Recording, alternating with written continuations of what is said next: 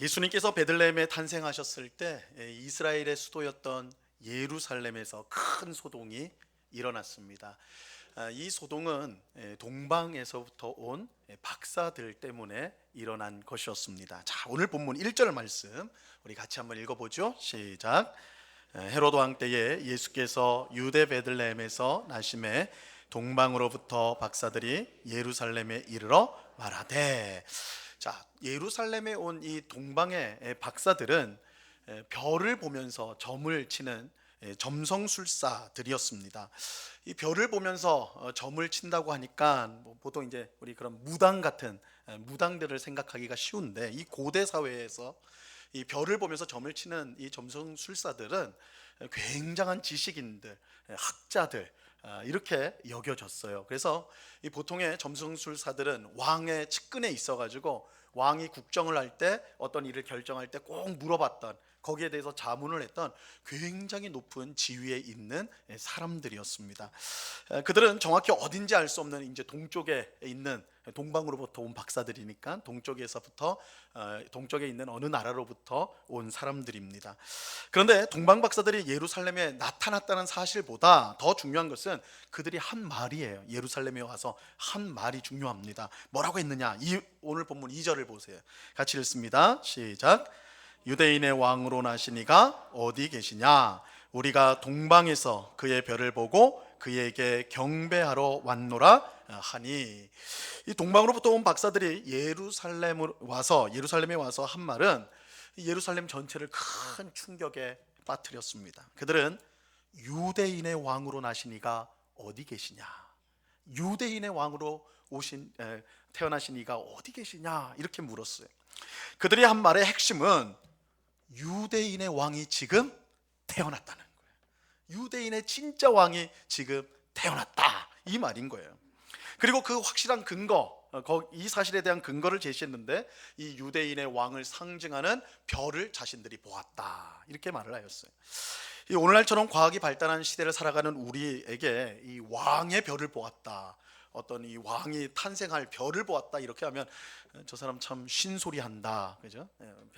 별소리 다 한다, 이렇게 이제 말을 하겠지만, 이 당시 사람들은 이러한 것을 틀림없는 하나님의 계시로 여겼습니다. 아마도 동방 박사들의 말을 들은 유대인들은 흥분을 감추지 못했을 거예요.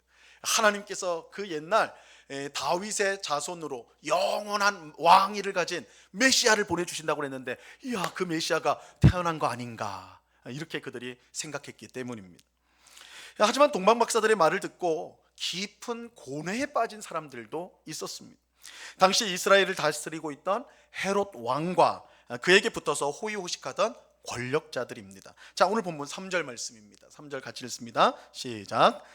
헤롯 왕과 온 예루살렘이 듣고 소동한지라. 여기서 이 소동했다는 것은 막 웅성웅성거리고 그랬다는 뜻이 아니에요. 굉장히 괴로워하고 고통스러워했다는 거예요. 굉장히 괴로워하고 고통스러워했다. 이 동방 박사들의 말을 듣고 고통스럽고 괴로워한 사람들이 누구냐? 헤롯 왕과, 여기서는 온 예루살렘이라고 그랬지만 그 백성들을 말하는 게 아니라, 여기서는 이 헤롯 왕의 빌붙어서 권력을 누렸던 이 권력자들, 지도자들을 말하는 거예요. 그들은 그 얘기를 듣고 유대인의 왕이 태어났다, 이 말을 듣고는 그 마음이 괴롭고 고통스러웠어요. 그들이 유대인의 왕이 태어났다는 말에 괴로워하고 고통스러웠던 이유는 분명합니다. 이 유대인의 왕이 태어났다는 것은 그들의 라이벌이 생겼다는 뜻이에요. 라이벌이 생겼다는 것이죠. 특히 당시 이스라엘을 다스렸던 이 헤롯 왕의 경우에 이 유대인의 왕이 태어났다는 것은 절대로 그냥 지나칠 수 없는 일이었습니다. 이 한 나라의 왕은 두 명이 될 수가 없어요. 나라의 왕자는 오직 한 명만 차지할 수가 있는 것입니다. 이것은 특히 권력욕에 눈이 멀었던 헤롯 왕에게는 더욱더 심각한 문제였어요. 이 헤롯 왕의 권력에 대한 탐욕은요, 이 집착은 이 상상을 초월합니다. 이 역사를 보면 이 헤롯 왕이 얼마나 권력에 탐욕을 가지는데, 그 왕권을 지키기 위해서 이제 완전히 미쳐버렸는지 자기 아들을 죽였어요. 처형시켰습니다. 나한테 도전을 한다 생각해가지고. 아들만 죽였느냐? 부인도 죽였어요. 장모님도 죽였어요. 그러니까 가족을 죽였어요. 이 가족도 이렇게 자기 왕권을 위해서 죽인 사람이라면 뭐 다른 사람이야 말할 것도 없죠, 그죠? 그래서 얼마나 이 권력욕에 눈이 멀었던 사람이었는지, 얼마나 끔찍한 사람이었는지 몰라요. 그래서 그 당시에 로마 황제 아우구스투스가 이제 잘 아는 사이였거든요, 헤롯을. 그래서 이 헤롯을 이제 유대 왕으로 세운 이가 아우구스투스예요. 근데 이 권력에 대한 집착을 보고 뭐라고 말을 했냐면, 헤롯의 아들이 되느니 차라리 헤롯의 돼지가 되는 게 낫다. 이렇게 글을 기록했어요. 이게 지금까지도 내려오는 유명한 말이에요. 유명한 말. 헤롯의 아들이 되느니 난 돼지가 되겠다. 그게 차라리 낫다. 그 정도로 포악했던, 아주 권력에 눈이 멀었던 사람이 헤롯입니다. 권력욕에 미쳐있던 이 헤롯 왕에게 유대인의 왕이 태어났다는 소식은 그를 발작하게 만들었어요. 그는 대제사장과 신학자들을 불러서, 서기관들을 불러가지고 유대인의 왕이 베들레헴에서 태어난다는 사실을 알게 되었습니다. 그래서 동방박사들에게 그 사실을 알려줘요. 그래서 그들을 보냅니다. 그들을 보내는데 이때 이렇게 말을 합니다. 너희가 유대인의 왕으로 태어난 아기를 찾으면 반드시 나에게 알려줘서 나도 그에게 경배하게 하라. 이거 굉장히 간사한 말이에요. 왜냐하면 그 속뜻은 뭐예요? 너희가 나한테 유대인의 왕으로 태어난 아기를 찾아서 알려준다면 내가 반드시 그에게 가서 경배하는 것이 아니라 뭘 해요? 제거해버리겠다, 죽여버리겠다. 근데 그를 죽여버리겠다는 말을 경배하겠다 이렇게 말해요. 굉장히 간사한 말이죠. 이 왕자는 왕의 자리는 오직 한 사람에게만 허락이 되는 것입니다. 하지만 헤롯 왕의 계획은 실패하게 됐죠. 이 동방 박사들이 베들레헴에 가서 아기 예수님을 만납니다. 만나고는 이제 갈 때 헤롯 왕에게 가지 않고 꿈의 계시를 받아요. 그래서 자기 다른 길로 해서 자기 본국으로 돌아가게 됩니다. 나중에 헤롯이 자기가 속았다라는 사실을 알고 이 베들레헴의 군대를 파견해가지고 베들레헴과 그 인근의 마을에 2살 아래의 아이들을 모두 죽이는 만행을 저지릅니다. 유아 학살이 일어나게 되는 것이죠. 이것은 헤롯 왕이 얼마나 권력에 미쳐 있는 사람이었는가, 그걸 잘 보여주는 것이죠. 자, 오늘 이야기에서 우리가 주목해야 될 내용이 있습니다. 오늘 본문에 나오는 이 헤롯 왕과 동방 박사들은요, 두 부류의 사람들을 대표한다고 할 수가 있습니다. 헤롯 왕은 스스로 왕이 되려 하는 사람을 대표합니다. 동방 박사들은 왕을 찾는 사람을 대표합니다. 조금 단순하게 말하면 이 세상에는 두 부류로 사람을 나눌 수가 있어요. 이 세상에는 두 부류의 사람들이 있습니다. 한 부류는 헤롯 왕처럼 스스로 왕이 되려고 하는 사람들입니다. 또 다른 한 부류는 동방 박사들처럼 왕을 찾는 사람들입니다. 여러분은 어떤 사람들입니까? 여러분들은 어떤 사람이에요? 헤롯 왕처럼 스스로 왕이 되려고 하는 사람들입니까? 아니면 동방 박사처럼 진정한 왕을 찾는 사람들입니까? 뭐 교회에 나오셨으니까 당연히 후자라고 생각을 하겠죠, 그죠? 이 성경은 첫사람 아담의 범죄 이후에 모든 사람은 본성적으로 헤롯 왕처럼 스스로 왕이 되려고 한다라고 말씀합니다. 이 헤롯 왕처럼 권력에 눈먼 사람만 그런 것이 아니라 평범한 우리 같은 사람도 스스로 왕이 되려고 한다라고 말을 해요. 이같이 스스로 왕이 되려는 본성은 첫사람 아담의 범죄를 통해 우리 안에 심어졌습니다. 첫사람 아담이 무슨 죄를 지었습니까? 그는 에덴 동산 한가운데 있는 선악을 알게 하는 나무의 열매를 따먹었죠. 아니, 열매를 따먹는 게 뭐 그렇게 큰 죄가 됩니까? 이렇게 물을지 모르겠어요.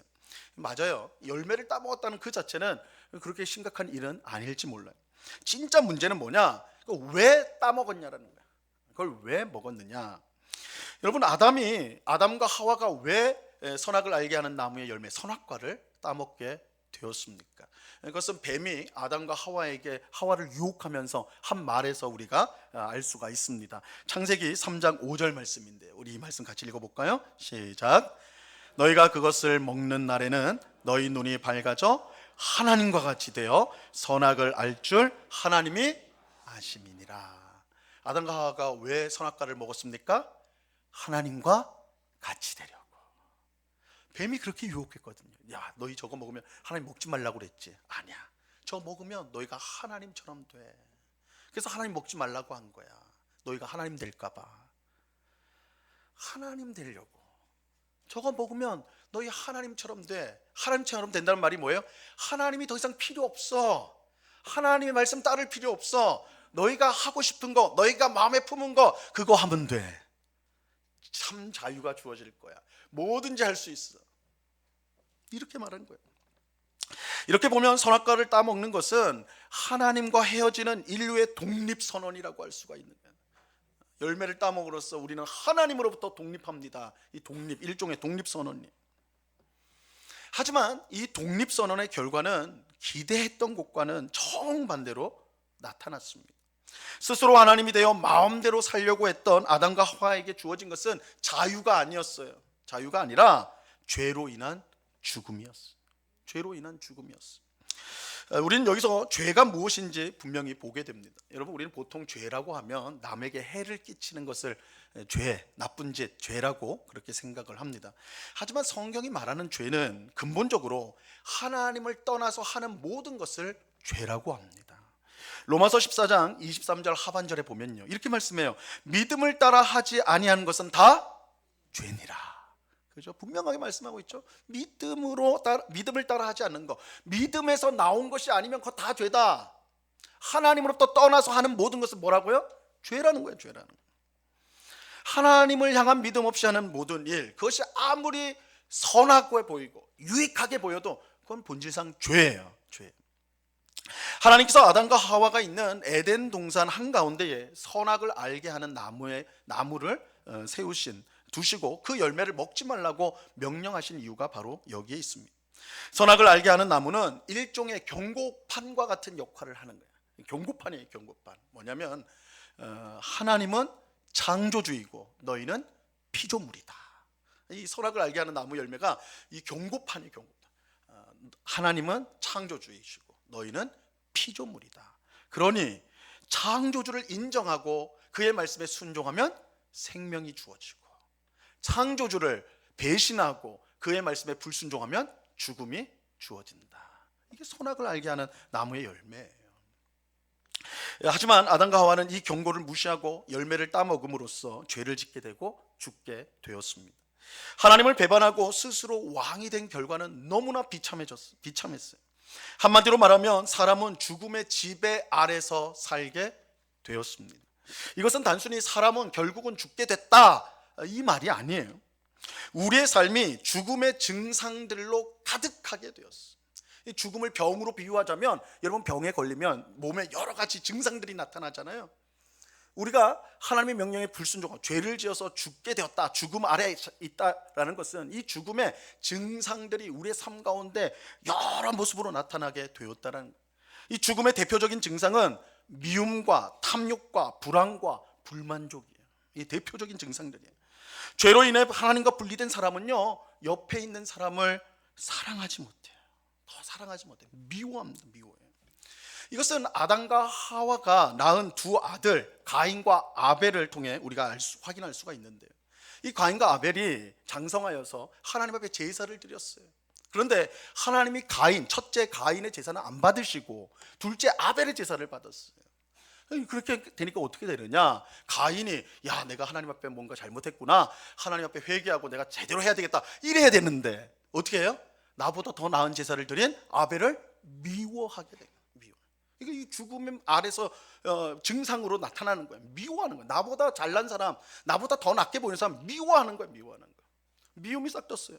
그래서 자기보다 더 잘난 동생을 용납할 수가 없었습니다. 그래서 어떻게 해요? 죽이죠. 동생을 살해했어요. 이게 죽음의 증상이에요. 증상. 드러나는 모습이에요. 견딜 수 없는 미움이 살인으로 나타나게 된 것입니다. 동생을 죽인 가인은 하나님 앞을 떠나서 에덴 동쪽에 가서 머물게 돼요. 이때 가인이 뭘 한 줄 아십니까? 가인이 뭘 해요? 성을 쌓습니다. 성을 왜 쌓을까요? 성을 왜 쌓을까요? 내가 아벨을 죽였듯이 누군가 나를 죽일지 모른다. 불안한 거예요. 불안한 거예요. 이게 죽음의 증상들이에요. 불안해요. 내가 어떻게 될지 몰라. 이 불안함이 들어오는 거예요. 죽음의 증상은 세월이 흐를수록 더욱 심각해졌어요. 가인의 후손인 라멕은 하나님께서 정하신 결혼의 원칙을 완전히 깨뜨려 버리고 두 명의 아내를 얻게 되죠. 두 명의 아내를 얻어요. 죽음의 증상인 탐욕과 불만족이 드러난 거예요. 또 그는 자기에게 상처를 입힌 한 소년을 죽입니다. 소년이 이 라멕을 하여튼 뭐 밀쳤든지 뭐 해가지고 다쳤어요.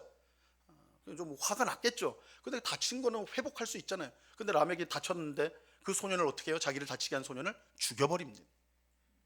그를 죽여버려요. 이것은 죽음의 증상인 미움과 탐욕과 불안이 빚어낸 비극이죠. 여러분, 헤롯 왕이 왜 유대인의 왕으로 오신 예수님을 죽이려고 했는지 아시겠습니까? 그것은 헤롯 왕이 특별히 악해서가 아니에요. 그가 하나님을 버리고 스스로 왕이 되려고 하는 사람이었기 때문입니다. 헤롯 왕은 스스로 왕이 되려고 하는 사람이 어떤지를 가장 극단적으로 보여주는 한 예일 뿐이에요. 하나님을 몰아내고 스스로 왕이 되려고 하는 사람은 헤롯 왕과 본질적으로 다르지 않습니다. 그래서 어떤 목사님 설교를 들어보니까 그 목사님 설교할 때 뭐라고 하냐면, 우리 안에 작은 헤롯 왕이 있다. 우리 안에 작은 헤롯 왕이 있다. 여러분, 우리 마음속에 도저히 용서하지 못하는 사람이 있습니까? 나 절대 저 사람 용서 못해. 내가 하여튼 어떤 결단을 내든지 해야지. 내가 절대 용서할 수 없어. 혹은 돈이든 권력이든 아파트든 자동차든 도저히 가지지 않고는 내가 살 수가 없다. 내가 저걸 가져야만 내가 살 수 있다. 그런 것들이 여러분 가운데 있습니까? 내 인생이 언제 어디서 무너질지 몰라서 항상 불안해하고 걱정하고 염려하며 살아가는 사람이 있습니까? 무엇 하나 마음에 드는 것이 없고 만족스러운 것이 없다고 하면서 항상 원망하고 불평하며 그렇게 살아가는 분이 계십니까? 이것은 단순한 미움과 탐욕과 불안, 불만족이 아니에요. 이런 것들은 모두 죽음의 증상들이에요. 죽음의 증상들. 하나님을 몰아내고 내가 스스로 왕이 되어 살 때 나타나는 증상입니다. 그렇게 내가 스스로 내 인생의 왕자에서 내려오기 전까지는 이러한 미움과 탐욕과 불안과 불만족은 절대 없어지지 않습니다. 여러분들이 어디 한적한 곳에 가가지고 그냥 편안하게 누워있다고 염려가 사라지는 거 아니에요. 불안이 사라지는 거 아니에요. 여러분이 돈을 많이 벌었다고 해가지고 탐욕이 사라지는 거 아니에요. 여러분의 친구가 많고 다른 사람들이 많다고 해서 내 속에 있는 미움의 문제가 해결되지 않아요. 잠깐은 그 변할 수 있을지 몰라도 부메랑처럼 다시 언제나 제자리로 돌아오게 돼 있어요. 이 문제에 대한 해결책은 단 하나밖에 없습니다. 내가 내 인생의 왕자에서 내려오는 거예요. 그리고 내 인생의 왕자의 진정한 왕을 모시는 것입니다. 동방 박사들처럼 진정한 왕을 만나서 그분을 우리의 인생의 진짜 왕으로 초청해 드려야 하는 것입니다. 그때 비로소 우리는 죽음의 증상인 미움과 탐욕과 불안과 불만족에서 해방될 수가 있는 것입니다. 오늘은 성탄절이에요. 이 성탄절은 하나님의 아들 예수님이 탄생한 날입니다. 그런데 우리가 잊지 말아야 될 중요한 사실이 있어요. 예수님이 무엇으로 이 땅에 오셨냐라는, 어떤 신분으로 이 땅에 오셨느냐 꼭 기억하셔야 됩니다. 예수님은 왕으로 오셨습니다. 우리 현수막에 붙여놨잖아요. 우리의 왕으로 오신 예수님 왕으로 오셨어요. 이거 절대 잊으시면 안 돼. 성탄에서 가장 중요한 메시지, 예수님은 왕으로 오셨어요. 물론 예수님의 탄생 이야기를 보면 예수님이 왕으로 오셨다는 사실을 실감하기가 참 쉽지 않아요. 예수님의 부모는 왕이 아닌 아주 가난한 젊은 부부였습니다. 예수님이 나신 곳은 왕궁이 아닌 짐승이 함께 있는 마구간을 겸한 여관방이었어요. 예수님은 태어나자마자 헤롯 왕의 살해 위협을 받으셨고 먼 애굽으로 피난을 가셨어요. 그래서 어릴 때부터 피난 생활을 하셨습니다. 이 모든 사실은 예수님이 왕으로 오셨다는 사실을 우리가 보지 못하도록 방해해요. 하지만 그럼에도 불구하고 예수님은 왕으로 태어나셨어요. 동방 박사들의 말처럼 유대인의 왕으로 태어나셨습니다. 근데 이 유대인의 왕으로 태어났다고 해서 단지 유대인들, 혈통적인 유대인들만을 위한 왕으로 태어났다는 말이 아니에요. 그래서 유대인은 하나님의 선택된 백성 전부를 말하는 거예요. 하나님이 구원하기로 택한 모든 백성들의 왕, 하나님을 믿고 의지하는 모든 성도들의 왕으로 예수님이 이 땅에 태어나신 것입니다. 예수님은 스스로 왕이 되어 죽음의 증상 가운데 비참한 삶을 살아가는 우리를 위해 오신 진정한 왕이십니다. 만약 우리가 동방박사들처럼 진정한 왕으로 오신 예수님을 찾는 사람이 된다면 그분은 우리 인생의 왕자에 기꺼이 앉아 주실 것입니다. 예수님을 우리 인생의 왕으로 모신다면 죽음이 물러가고 생명이 역사하게 됩니다. 죽음의 증상인 미움과 탐욕과 불안과 불만족이요 힘을 잃게 돼요. 대신 용서와 자족과 평안과 풍성함이 우리의 삶 가운데 넘치게 될 것입니다. 예수님을 우리 인생의 왕으로 모시면요, 그분이 우리를 용서하신 것처럼 우리도 미워하는 원수들을 용서할 수가 있게 됩니다. 우리로 하여금 용서할 수 있도록 하나님께서, 예수님께서 우리에게 사랑의 마음을 풍성하게 부어 주시기 때문입니다. 예수님을 우리 인생의 왕으로 모시면 탐욕을 물리치고 어떤 형편과 상황에서도 자족할 수가 있습니다. 예수님께서 세상에 헛된 것이 아닌 하나님의 뜻에 순종할 수 있는 복된 욕망을 우리에게 주시기 때문입니다. 또 예수님을 우리 인생의 왕으로 모시면 불안을 떨치고 참 평안을 누릴 수가 있습니다. 왕이신 예수님께서 죽음을 정복하시고 영원한 생명을 우리에게 주시기 때문입니다. 세상이 줄 수도 빼앗을 수도 없는 평안을 왕이신 예수님만이 우리에게 주실 수가 있습니다. 예수님을 우리 인생의 왕으로 모시면 원망과 불평과 불만족에서 벗어나서 모든 것에 감사하는 풍성한 삶을 살아갈 수가 있습니다. 왕이신 예수님께서 우리가 필요한 모든 것을 넉넉하게 공급해 주시기 때문입니다. 성탄절을 맞이하면서 우리는 스스로에게 물어보아야 됩니다. 우리는 누구입니까? 헤롯 왕처럼 스스로 왕이 되려고 하는 사람입니까? 아니면 동방박사들처럼 진정한 왕을 찾아 예배하는 사람입니까? 여러분, 제가 묻는 것은요, 단순히 교회를 다니십니까? 교회를 안 다니십니까? 이 질문이 아니에요. 그것보다 훨씬 더 깊은 질문이에요. 교회를 다녀도 그 마음에 작은 헤롯 왕이 있는 사람이 있습니다. 그런 사람은 여전히 죽음의 증상인 미움과 탐욕과 불안과 불만족 가운데 살아가게 되는 거예요. 내 마음속에 작은 헤롯 왕, 내가 내 인생의 왕자에 내가 왕이 되어서 내가 원하는 삶을 살려고 한다면 그 사람이 비록 교회를 다닌다 할지라도 그의 삶은 미움과 탐욕과 또한 불안과 불만족으로 가득할 수밖에 없는 것입니다. 중요한 것은 우리 인생의 왕자에 진정한 왕을 모시고 있느냐는 것입니다. 예수님은 우리 인생의 진정한 왕으로 세상에 오셨습니다. 예수님을 우리 인생의 왕자에 모셔드려야 합니다. 예수님이 우리의 진정한 왕으로 우리를 다스리도록 해야 하는 것입니다.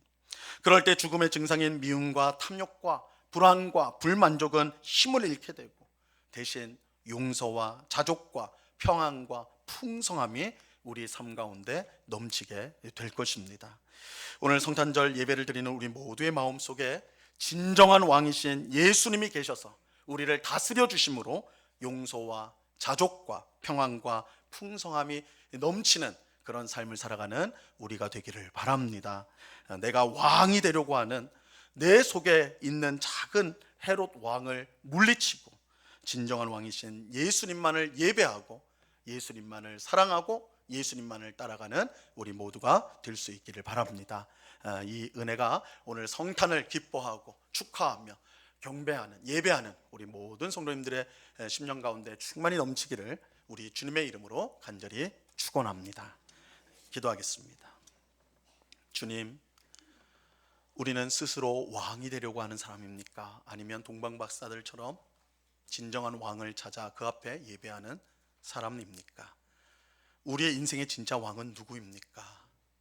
만약에 내 인생의 왕의 자리에 앉아있는 분이 존재가 나라면 우리가 아무리 교회를 오래 다니고 신앙생활을 오래 했다 할지라도 우리는 여전히 미움 속에 탐욕 속에 또한 불안 속에 불만족 속에 죽음의 증상이 느끼면서 그렇게 비참한 삶을 살 수밖에 없습니다. 그 삶에서 벗어나는 길은 오직 하나, 예수님을 내 인생의 주님으로 왕으로 모시는 것입니다. 주인이신 왕이신 예수님이 내 삶에 들어오셔서 나를 온전히 다스려 주시고 내가 예수님의 왕 되신 예수님의 명령에 순종하며 살아갈 때에 우리는 참으로 복된 삶을 살아갈 수가 있습니다. 오늘 왕으로 오신 예수님을 우리가 우리의 왕으로, 우리 인생의 주님으로 받아들입니다.